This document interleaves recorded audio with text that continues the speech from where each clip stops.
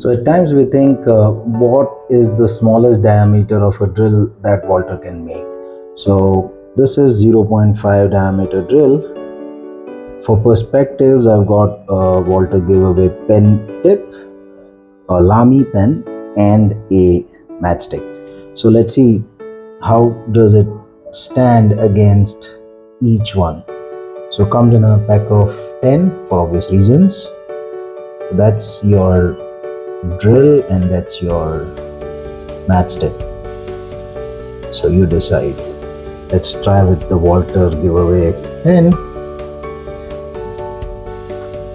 Wow, I think the ball tip is bigger than the drill dia.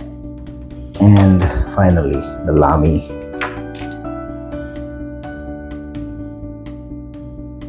Whoa, Lamy tip is almost there.